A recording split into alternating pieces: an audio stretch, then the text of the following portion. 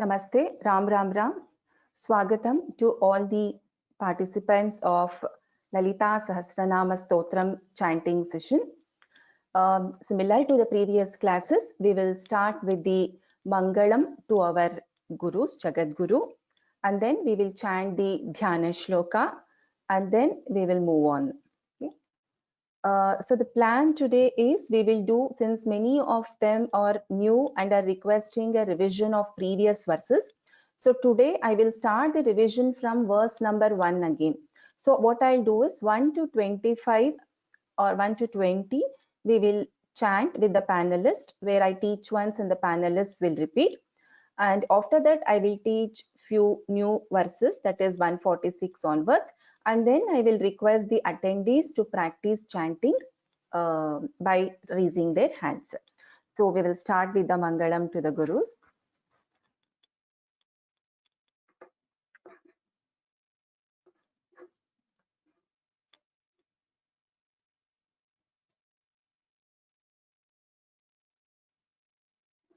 गुरुरेव गतिर्गुरुमेव भजे गुरुणैव सहास्मि नमो गुरवे न गुरोः परमं शिशुरस्मि गुरोः मतिरस्ति गुरौ मम पाहि गुरो.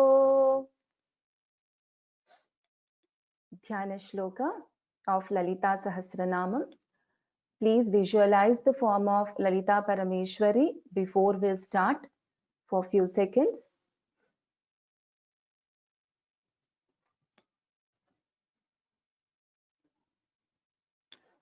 सिन्दूरारुणविग्रहान् त्रिनयनां माणिक्यमौलिस्फुरत् तारानायकशेखरां स्मितमुखीमापीनवक्षोरुहां पाणिभ्यामलिपूर्णरत्नचषकं रक्तोत्पलं बिभ्रतीम् सौम्यां रत्नघटस्थरक्तचरणान् ध्यायेत् परामम्बिकाम्.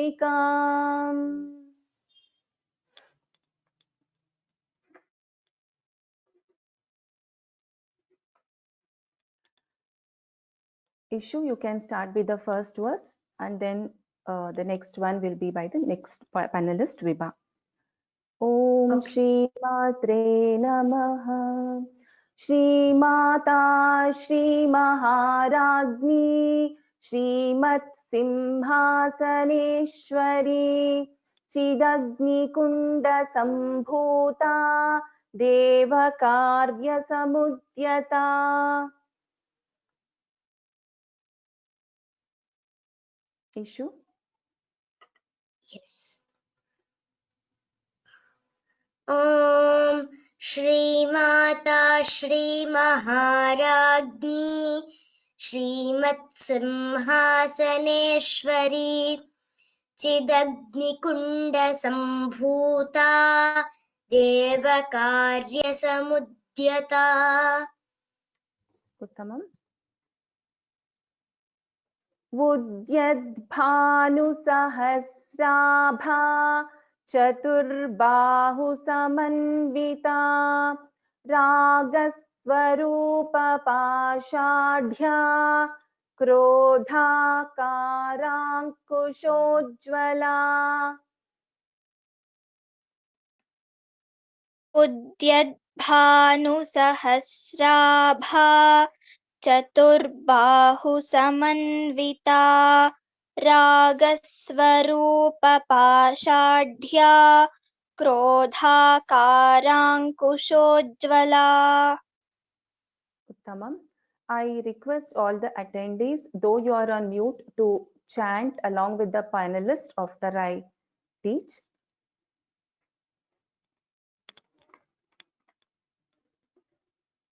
मनोरूपेक्षुकोदण्डा पञ्चतन्मात्रसायका निजारुणप्रभापूरमज्जद्ब्रह्माण्डमण्डला.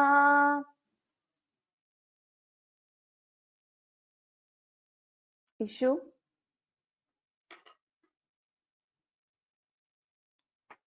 मनोरूपेक्षुको दण्डा पञ्चतन्मात्रसायका निजारुणप्रभापूरमज्जद्ब्रह्माण्ड मण्डला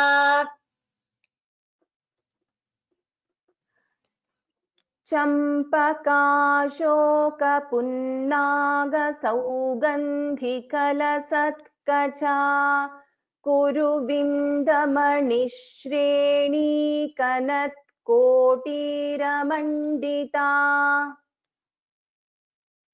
चम्पकाशोकपुन्नागसौगन्धिकलसत्कचा कुरुविन्दमणिश्रेणीकनत्कोटीरमण्डिता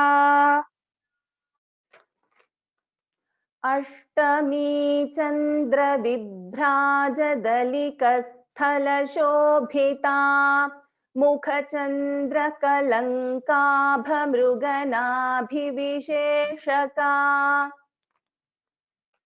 अष्टमी चन्द्रविभ्राजदलिकस्थलशोभिता मुखचन्द्रकलङ्काभमृगनाभिविशेषका. Okay. Second line I will teach once. Repeat. मुखचन्द्रकलङ्काभमृगनाभिविशेषका. मुखचन्द्रकलङ्काभमृगनाभिविशेषका. So for the information for the new people who are attending, wherever there is a color with red font, this means there is a Mahaprana in this letter. So here bha is a Mahaprana. So similarly here tha is a Mahaprana. So wherever there is a green color, which means it is a Shanmukha Sha. So it is different from the Sha which we pronounce in Shiva or Shankara, like Shobhita. But in Ashtami, we pronounce it as Ashtami Sha. So that is the color coding definition.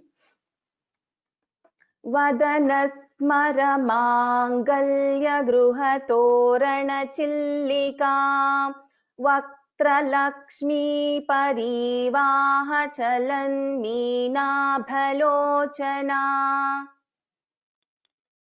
वदनस्मरमाङ्गल्यगृहतोरणचिल्लिका वक्त्रलक्ष्मीपरीवाहचलन्मीनाभलोचना.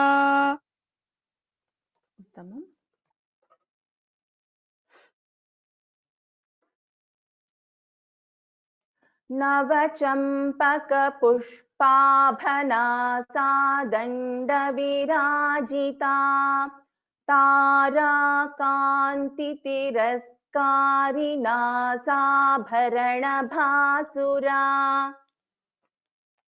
नवचम्पकपुष्पाभना दण्डविराजिता ताराकान्तितिरस्कारिणा साभरणभासुरा. उत्तमम्. कदम्बमञ्जरी क्लृप्तकर्णपूरमनोहरा ताटङ्कयुगलीभूततपनोडुपमण्डला. कदम्बमञ्जरी क्लृप्तकर्णपूरमनोहरा ताटङ्कयुगलीभूततपनोडुपमण्डला. Tamam. Anuradha Bhagini, you can unmute yourself. Anuradha Heba. पद्मरागशिलादर्श परिभाविकपोलभूः नवविद्रुमबिम्बश्रीन्यक्कारिरदनच्छदा. Ishu, can you? Ishu? आम् आम् पद्मरागशिलादर्शपरिभाविकपोलभूः नवविद्रुमबिम्बश्रीन्यक्कारिरदनच्छदा Uttamam. Again, wherever I have underlined the sentence, that means the verse, that means this entire line has to be pronounced together. We cannot give a pause in between because this is one name of Lalita Parameshwari. So to indicate that it has been underlined. Shuddha Vidyankuraakara Dvija Pankti Dvayojjvala कर्पूरवीटिकामोदसमाकर्षिदिगन्तरा Viva? शुद्धविद्याङ्कुराकारद्विजपङ्क्तिद्वयोज्ज्वला कर्पूरवीटिकामोदसमाकर्षिदिगन्तरा निजसल्लापमाधुर्यविनिर्भर्सितकच्छपि मन्दस्मितप्रभापूरमज्जत्कामेशमानसा निजसल्लापमाधुर्यविनिर्भर्सितकच्छपि मन्दस्मितप्रभापूरमज्जत्कामेशमानसा अनाकलितसादृश्यचिबुकश्रीविराजिता कामेशबद्धमाङ्गल्यसूत्रशोभितकन्धरा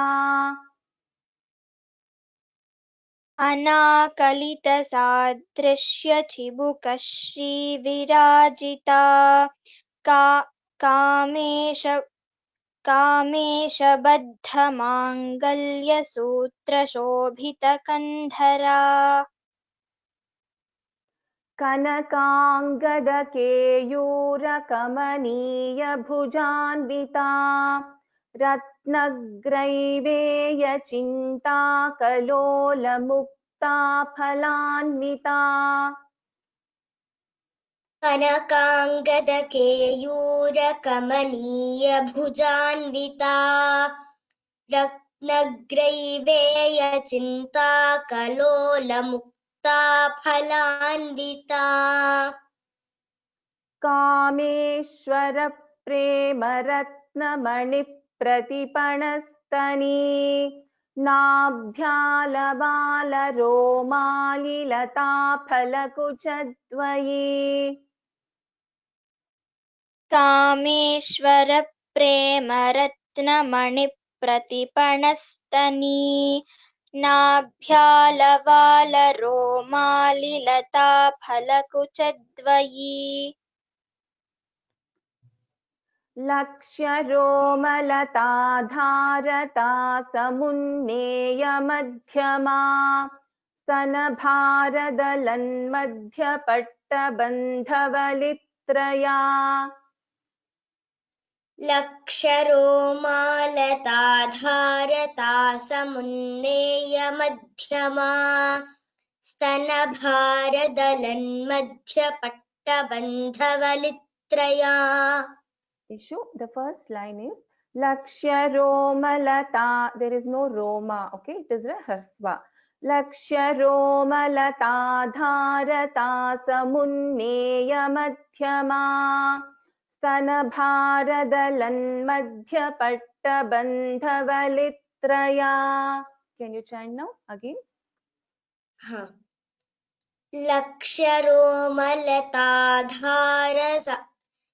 लक्ष्यरोमलताधारता समुन्नेयमध्यमा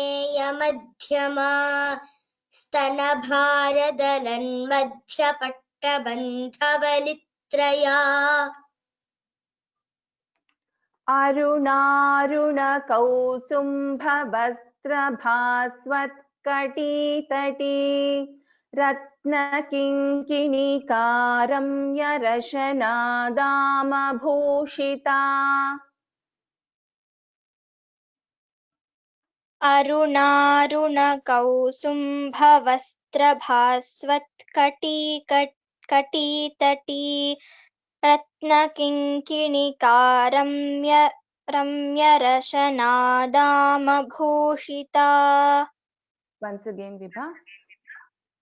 अरुणारुणकौसुम्भवस्त्रभास्वत्कटीतटी रत्नकिङ्किणिकारं यरशनादामभूषिता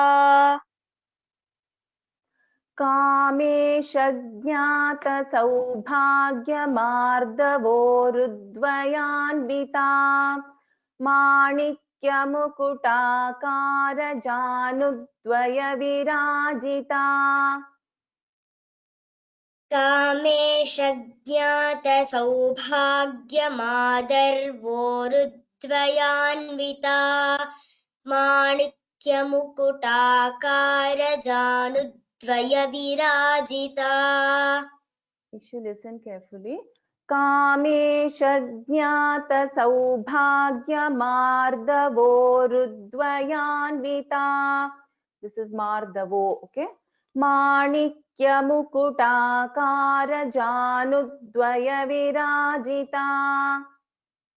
कामेशज्ञातसौभाग्यमार्दवोरुद्वयान्विता माणिक्यमुकुटाकारजानुद्वयविराजिता. इन्द्रगोपपरिक्षिप्तस्मरतूणाभजङ्घिका गूढगुल्फाकूर्मपृष्ठजयिष्णुप्रपदान्विता. इन्द्रगोपपरिक्षिप्तस्मरतूणाभजङ्घिका गूढगुल्फाकूर्मपृष्ठजायि Wait, Vibha. After I teach, okay? Indragopapariक्षिप्तस्मरतूणाभजङ्घिका. Chant now. इन्द्रगोपपरिक्षिप्तस्मरतूणाभजङ्घिका Wait. गूढगुल्फाकूर्मपृष्ठजयिष्णुप्रपदान्विता. गूढगुल्फाकूर्मपृष्ठजयिष्णुप्रपदान्विता नखदीधितिसञ्चन्ननमज्जनतमो गुणा पदद्वयप्रभाजालपराकृतसरोरुहा. नखदीधितिसञ्छन्ननमज्जनतमो गुणा पदद्वयप्रभाजालपराकृतसरोरुहा. सिञ्जानमणिमञ्जीरमण्डितश्रीपदाम्बुजा मरालीमन्दगमना महालावण्यशेवधिः. सिञ्जानमणिमञ्जीरमण्डितश्रीपदाम्बुजा मरालीमन्दगमना महालावण्यशेवधिः. Okay. We will go to the new verses, that is 146 onwards.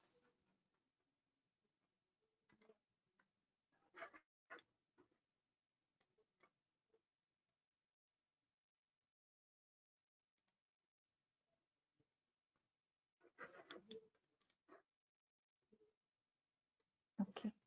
Anuradha Bhagini, you can also join now. We will start with the issue. You can start one shlok, one verse by you, and then next we will move on to the next verse. Ksharaksharaatmika क्षराक्षरात्मिका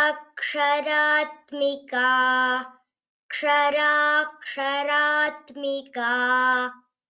सर्वलोकेशी सर्वलोकेशी सर्वलोकेशी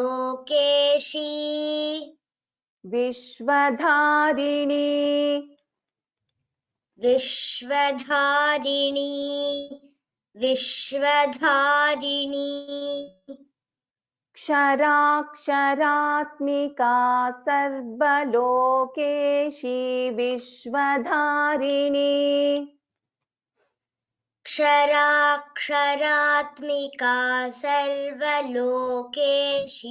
विश्वधारिणी क्षराक्षरात्मिका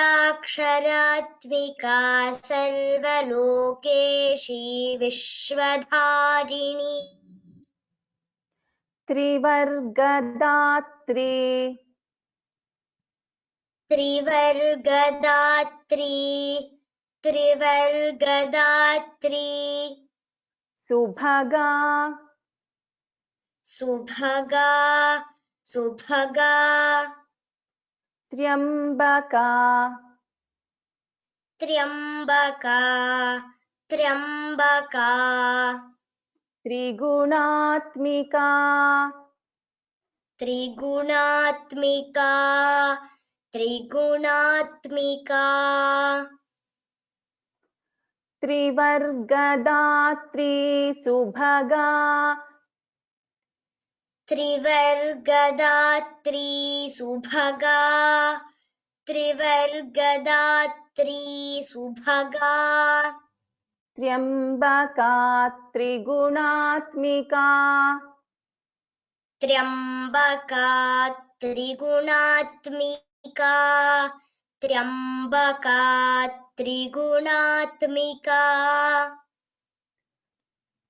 त्रिवर्गदात्री सुभगा त्र्यम्बका त्रिगुणात्मिका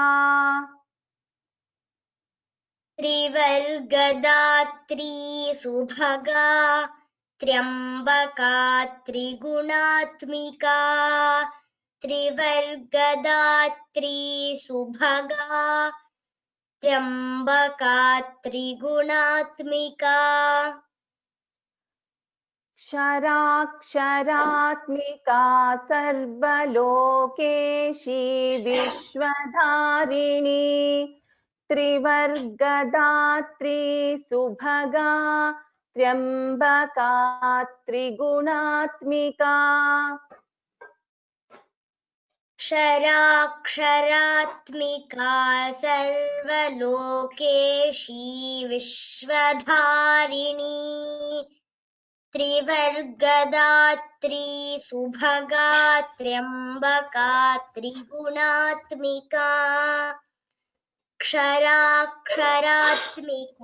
सर्वलोकेशी विश्वधारिणी त्रिवर्गदात्री सुभगा त्र्यम्बका त्रिगुणात्मिका त्र्यम्बका त्रिगुणात्मिका द्वित्थ त्र्यम्बका त्रिगुणात्मिका त्र्यम्बका त्रिगुणात्मिका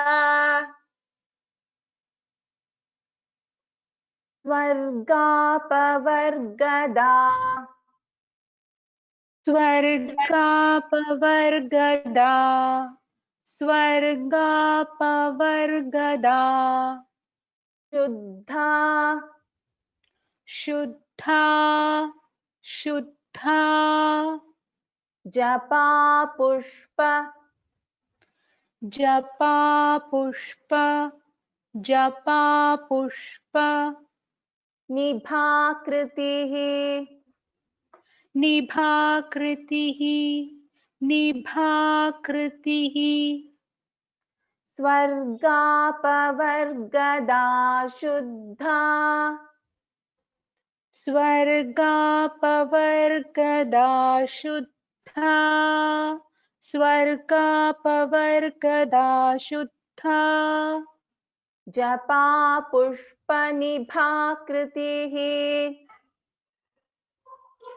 जपा पुष्पनिभाकृतिः जपा पुष्पनिभाकृतिः स्वर्गापवर्गदा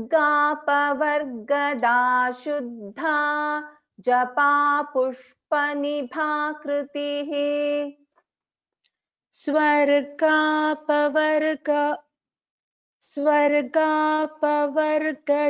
शुद्धा जपा पुष्पनिभाकृतिः स्वर्गापवर्गदा शुद्धा जपा पुष्पनिभाकृतिः ओजोवती ओजोवती ओजोवती द्युतिधरा द्युतिधरा द्युतिधरा यज्ञरूपा यज्ञरूपा यज्ञरूपा Priyabrata Priyabrata Priyabrata Priyabrata Priyabrata Priyabrata. So here it should be v, it should not sound like fa. ओजोवती द्युतिधरा ओजोवती द्युतिधरा ओजोवती द्युतिधरा यज्ञरूपा प्रियव्रता यज्ञरूपा प्रियव्रता यज्ञरूपा प्रियव्रता स्वर्गापवर्गदा शुद्धा जपा पुष्पनिभाकृतिः स्वर्गापवर्गदा शुद्धा जपा पुष्पनिभाकृतिः स्वर्गापवर्गदा शुद्धा जपा पुष्पनिभाकृतिः ओजोवती द्युतिधरा यज्ञरूपा प्रियव्रता ओजोवती द्युतिधरा यज्ञरूपा प्रियव्रता ओजोवती द्युतिधरा यज्ञरूपा Priyabrata. So when we are chanting this fourth pada, yajna-rupa priyavrata, यज्ञरूपा Priyabrata continue. यज्ञरूपा Priyabrata. So this part, priyavrata, priyavrata, Priyabrata Priyabrata. उत्तमम्. दुराराध्या विभा दुराराध्या दुराराध्या दुराधर्षा दुराधर्षा दुराधर्षा पाटली पाटली पाटली कुसुमप्रिया कुसुमप्रिया कुसुमप्रिया दुराराध्या दुराधर्षा दुराराध्या दुराधर्षा दुराराध्या दुराधर्षा पाटली कुसुमप्रिया पाटली कुसुमप्रिया प्रिया पाटली कुसुमप्रिया दुराराध्या दुराधर्षा पाटली कुसुमप्रिया दुराराध्या दुराधर्षा पाटली कुसुमप्रिया दुराराध्या दुराधर्षा पाटली कुसुमप्रिया महती महती महती मेरुनिलया मेरुनिलया मेरुनिलया मन्दारकुसुमप्रिया मन्दारकुसुमप्रिया मन्दारकुसुमप्रिया महती मेरुनिलया महती मेरुनिलया महती मेरुनिलया मन्दारकुसुमप्रिया मन्दारकुसुमप्रिया मन्दारकुसुमप्रिया दुराराध्या दुराधर्षा पाटली कुसुमप्रिया महती मेरुनिलया मन्दारकुसुमप्रिया दुराराध्या दुराधर्षा पाटली कुसुमप्रिया महती मेरुनिलया मन्दारकुसुमप्रिया दुराराध्या दुराधर्षा पाटली कुसुमप्रिया महती मेरुनिलया मन्दारकुसुमप्रिया उत्तमम् विभा वीराराध्या वीराराध्या वीराराध्या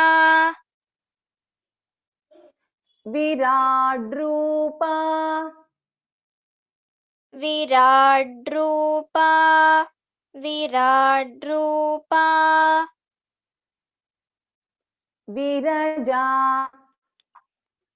विरजा विरजा विश्वतोमुखी विश्वतोमुखी विश्वतोमुखी वीराराध्या विराड्रूपा वीराराध्या विराड्रूपा वीराराध्या विराड्रूपा विरजा विश्वतोमुखी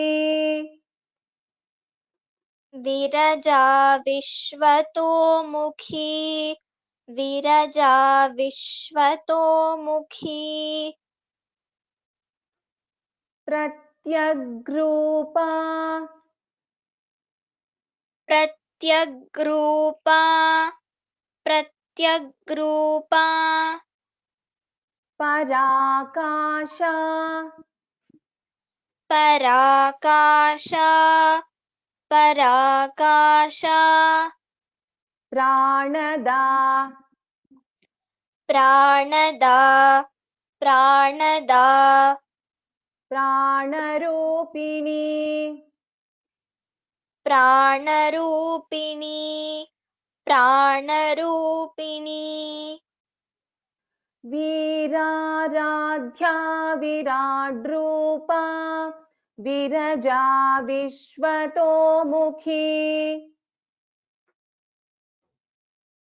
वीराराध्या विराड्रूपा विरजा विश्वतोमुखी वीराराध्या विराड्रूपा विरजा विश्वतोमुखी प्रत्यग्रूपा पराकाशा प्राणदा प्राणरूपिणी प्रत्यग्रूपा पराकाशा प्राणदा प्राणरूपिणी प्रत्यग्रूपा पराकाशा प्राणदा प्राणरूपिणी वीराराध्या विराड्रूपा विरजा विश्वतोमुखी प्रत्यग्रूपा पराकाशा प्राणदा प्राणरूपिणी वीराराध्या विराड्रूपा विरजा विश्वतोमुखी प्रत्यग्रूपा पराकाशा प्राणदा प्राणरूपिणी वीराराध्या विराड्रूपा विरजा विश्वतोमुखी प्रत्यग्रूपा पराकाशा प्राणदा प्राणरूपिणी मार्ताण्ड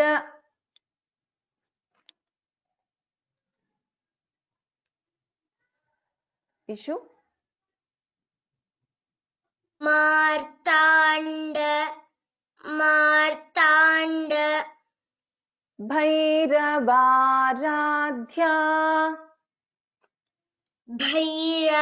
भैरवाराध्या भैरवाराध्या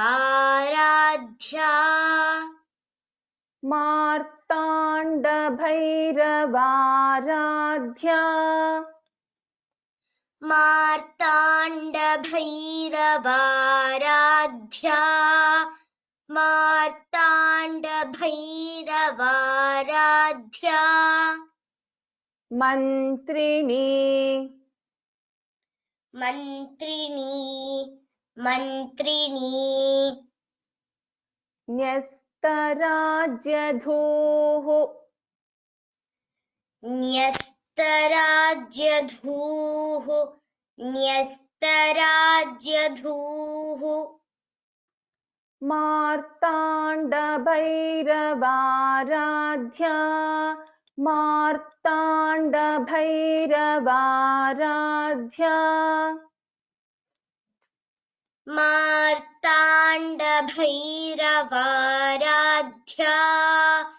मार्ताण्ड भैरवाराध्या मन्त्रिणी न्यस्तराज्यधूः मन्त्रिणी न्यस्तराज्यधूः मन्त्रिणी न्यस्तराज्यधूः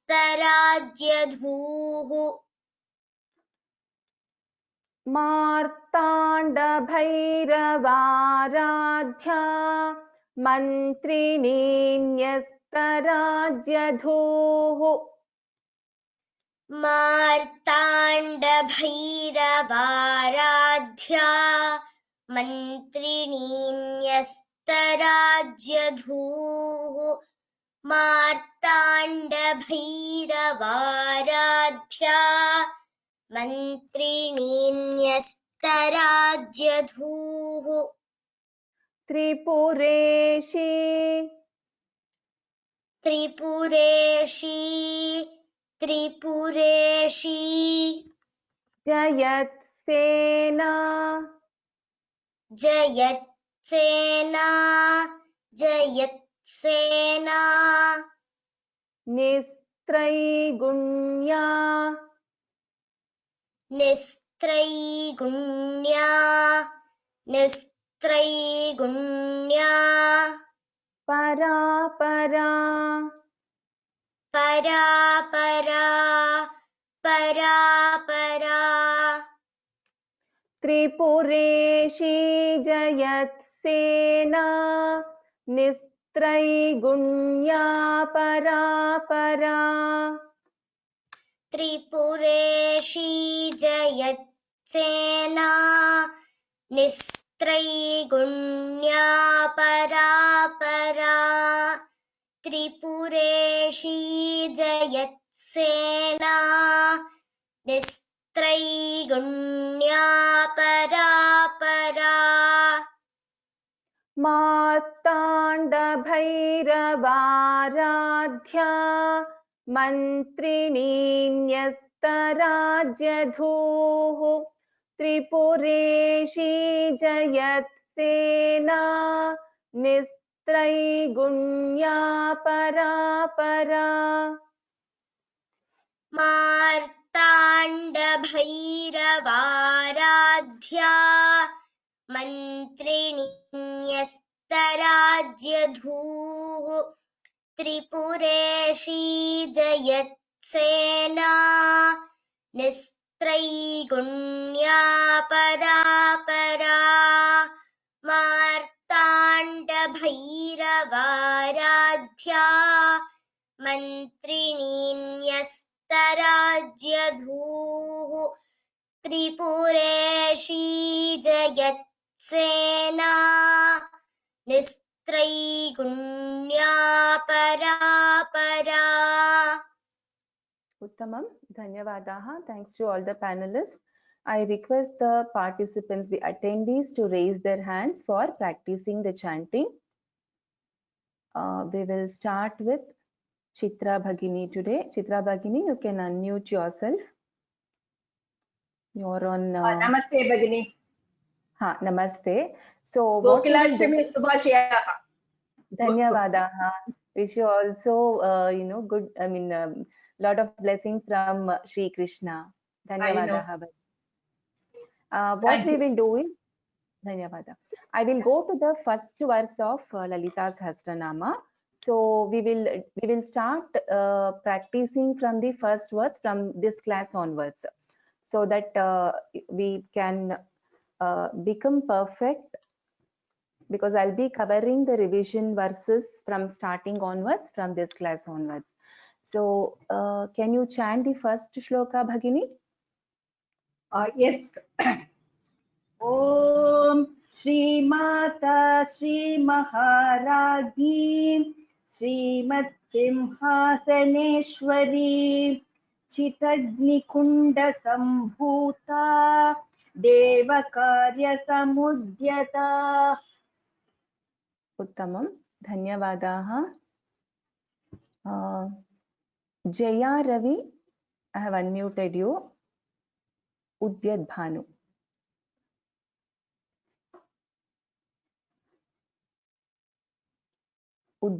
Jaya Ravi. I'm not able to hear you. Na shruyate. Can you chant this verse? Bhagini, I'm not able to hear you. I will, for time being, mute you and move on to the next person. Amba Samudram Mahodaya, I have unmuted you. You're on self-mute. Amba Samudram Subramanian.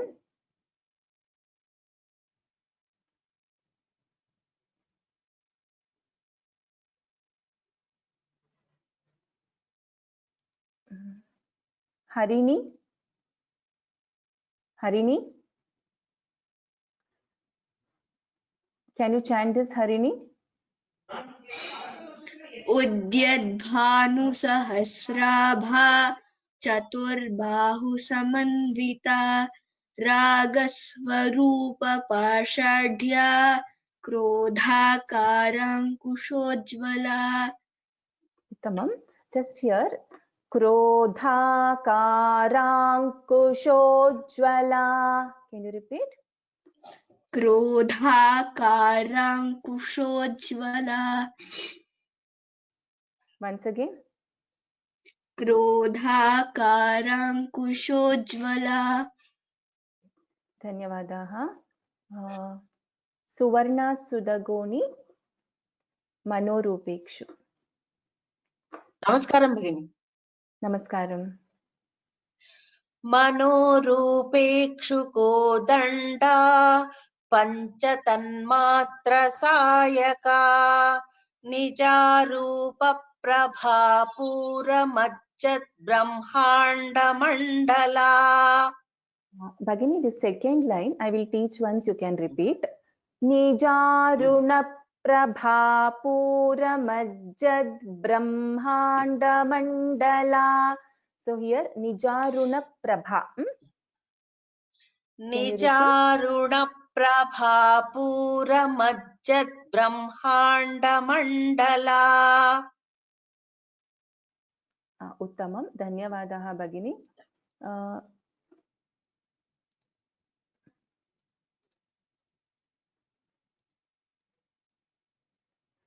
A second. Harshita. Harshita, you're on self-mute. Harshita. Ishu mama dhvani shruyate va? Can you hear my voice? आं श्रूयते। Okay, then I think there is a problem with the participant audio. Janhavi Satish. Namaste, ma'am. Namaste. चम्पकाशोकपुन्नागसौगन्धिकलसत्कचा कुरुविन्दमणिश्रेणी कणत्कोटीरमण्डिता। Janhavi Bhagini, can you chant the second line once again? कुरुविन्दमणिश्रेणी कणत्कोटीरमण्डिता। Dhanyavadaha. Padma Narayan. Ashtami Chandra. Ashtami Chandra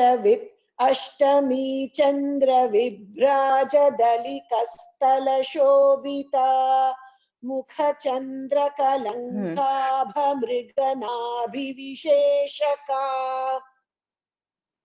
Can you chant the second line again, Bhagini? मुखचन्द्रकलङ्काभमृगनाभिविशेषका। Uttamam. Dhanyavadaha. You can go on mute. Gurumurti Mahodaya. Vadanasmara.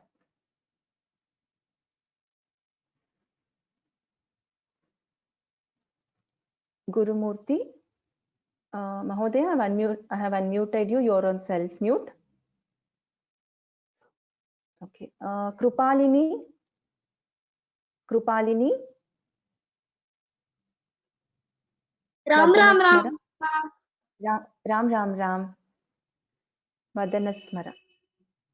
वदनस्मर माङ्गल्ये गृहतोरणचिल्लिका वक्त्रलक्ष्मी परिभाः चलन्नीनाभलोचना। Krupalini, I will teach once, you can repeat after me. Vadanasmara Mangalya Gruhatorana Chillika. Can you repeat? वदनस्मर माङ्गल्य गृहतोरणचिल्लिका Vaktralakshmi Parivaha Chalanmeenabhalochana. वक्त्रलक्ष्मी परिवाः चलन्नीनाभलोचना। So after this ha, you should not take a break or should not give a dirgha here. This is a hasva, short vowel here. Okay. So Vaktralakshmi Parivaha Chalanmeenabhalochana. You should not say vaha. You should say vaha chalan. Immediately you should start with cha. Can you chant again? वदनस्मर माङ्गल्य घ्रतोरणचिल्लिका वक्त्रलक्ष्मी परिभा चलन्नीनाभलोचना। Uttamam. Dhanyavadaha Krupalini. Geetanjali Swami. Geetanjali Bhagini, you're on self-mute. Ha. Can you hear me? Kadamba Manji. Yes.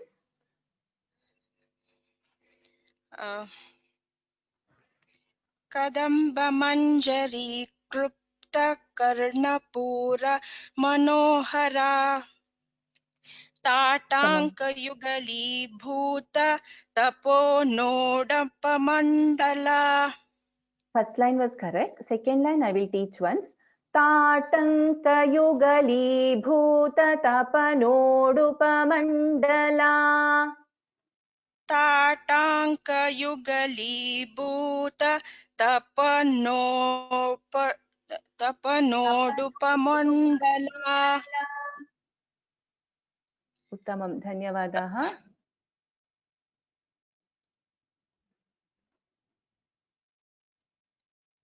Gayatri Gopal. Gayatri Gopal. Padmaraj. Namaste, ma'am. Namaste. पद्मरागशिलादर्श परिभाविकपोलभूः नवविद्रुमबिम्बश्रीः नक्कारिरदनच्चदा. Navabidrumabimbaśrīnyakkāriradanaccada. Can you repeat? Yes, ma'am. नवविद्रुमबिम्बश्रीन्यक्कारिरदनच्चदा. Uttamam. Dhanyavadaha.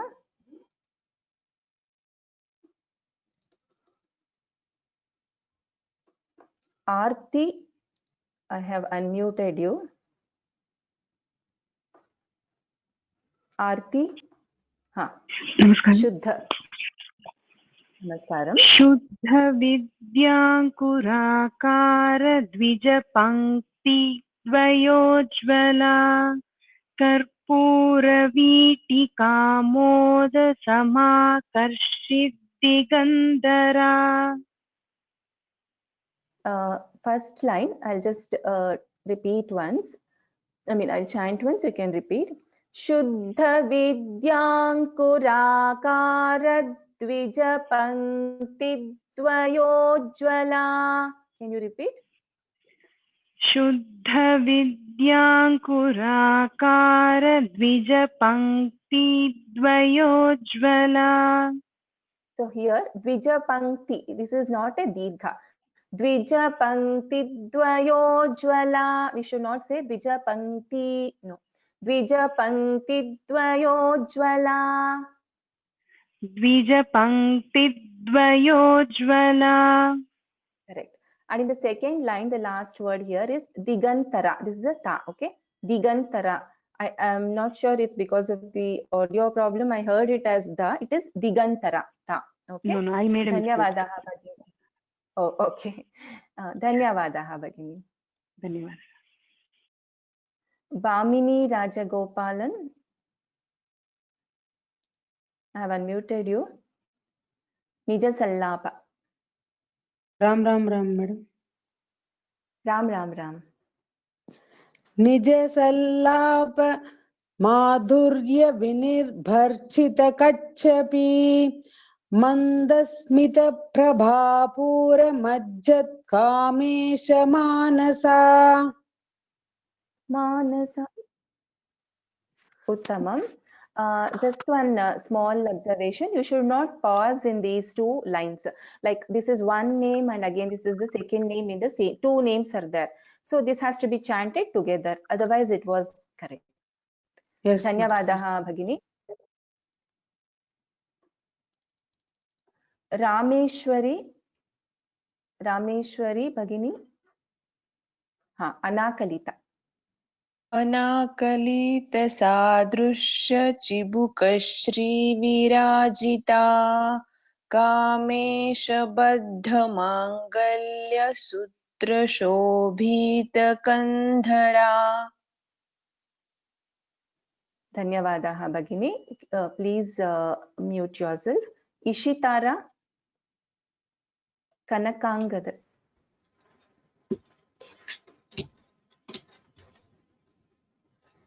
कनकाङ्गदकेयूर कमनीय भुजान्विता रत्नग्रेवा चिन्तकलोल Mukta फलन्विता. Okay, Ishitana, listen to me. After I repeat, you chant, okay? I'll teach once. Kanakangada keyura kamaniya bhujanvita.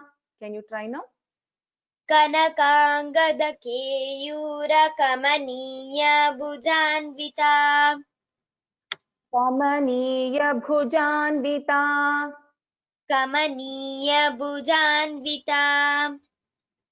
Say bha, mahaprana, okay? Bhujanvita. Can you try? भुजान्विता. Ratnagraiveya chinta kalola mukta phalanvita. रत्नग्रैव चिन्तकलोल Mukta फलन्विता. Okay. Ratnagraiveya. Now you repeat. रत्नग्रैवेय Chinta kalola mukta. चिन्ता कलोल मुक्ता Phalanvita. फलान्विता. धन्यवादाः. धन्यवादाः इशितारा.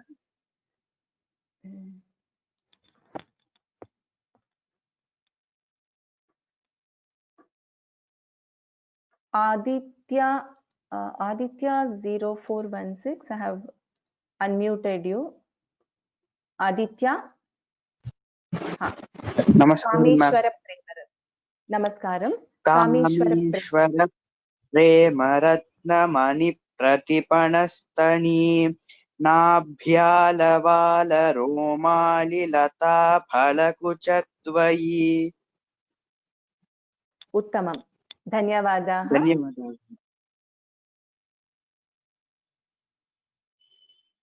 श्रीप्रिया. नमस्ते ma'am. नमस्ते. लक्ष्य रोमलतादारत समुन्नयद मध्यमा स्तन भारदलन मध्य पट्टबन्धवलित्रया. Okay, first line I'll teach again. Okay, Lakshya romalata dharata samunneya madhyama. Lakshya romalata dharata samunneya madhyama. Lakshya romalata dharata samunneya madhyama. Okay, okay ma'am. Should I repeat it once again? Now? Okay, yeah ma'am. You can. Lakshya romalata. Lakshya romalata dharata samunneya madhyama. Dharata. Dharata. Samunneya. Samunneya. Madhyama. Madhyama. Stanabhara.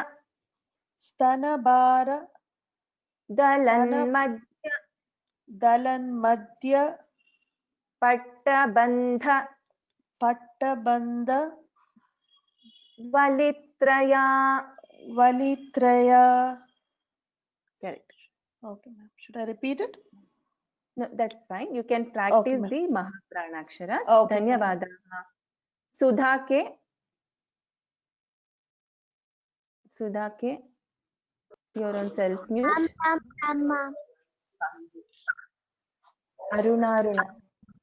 Aruna kausumphavastrabhav bhasvatkati tati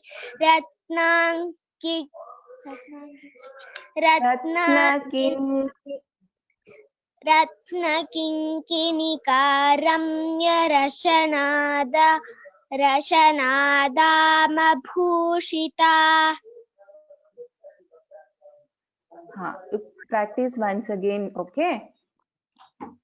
धन्यवादाः. Ram Ram Ram Ram Ram.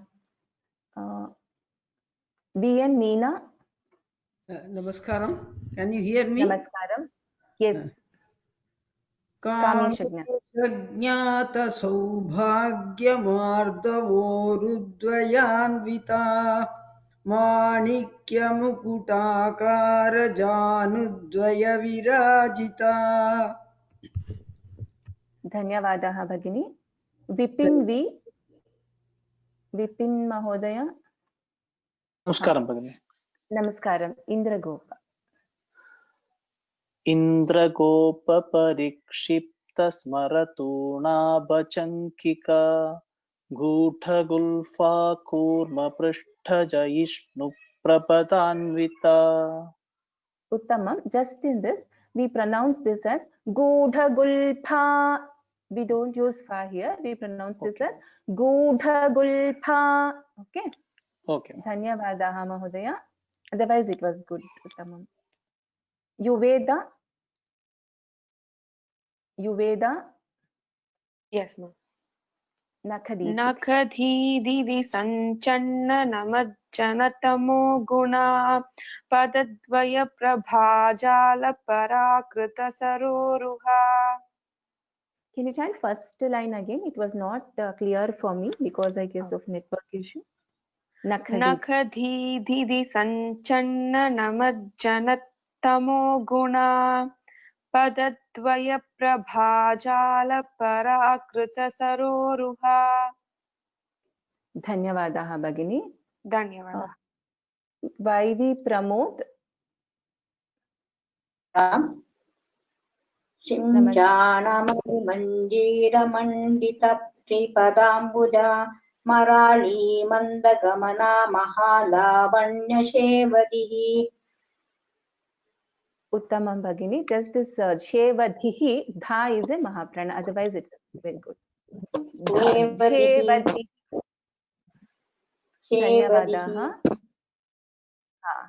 I think we skipped by mistake 7th shloka. We'll chant that once and then I'll close the class.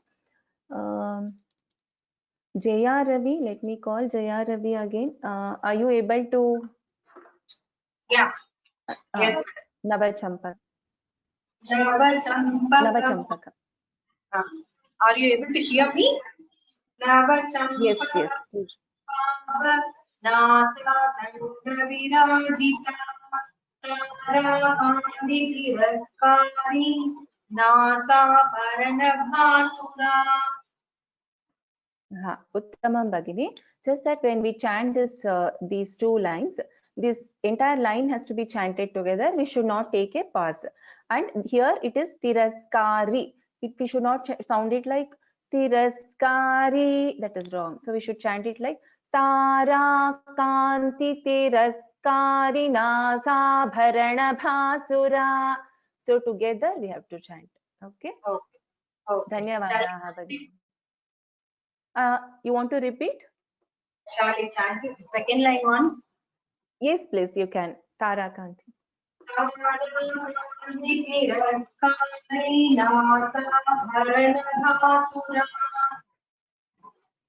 Uttamam. Dhanyavadaha. Guru Murthy, I think you wanted to chant, but we could not hear you when I unmuted you earlier. Guru Murthy Mahodaya. Okay, now also I'm not able to hear. So in case if I have left anyone, please please message me in the next class when I start so that I'll remember. Namaste. I just called out your name. Can you try this? Kadamba Manjari Klipta? Yes, ma'am. Kadamba Manjari Klipta Karnapura Manohara. Kadamba Manjari Klipta Karnapura Manohara. Tatanka Yugali Utatapanodupa Mandala. Dhanyavadaha Mahodaya. Okay. So with this we will so today we chanted from 1st to 20th as revision. and we learned 146 to 150 as the new verses. So next class again we will have revision as well as new verses. So with this I close the class today with the Mangala Shloka. सर्वमङ्गलमाङ्गल्ये शिवे सर्वार्थसाधके शरण्ये त्र्यम्बके देवी नारायणि नमोस्तुते. Namaste, dhanyavadaha, ram to everyone. Look forward to see you all again in the next week's class. Dhanyavadaha.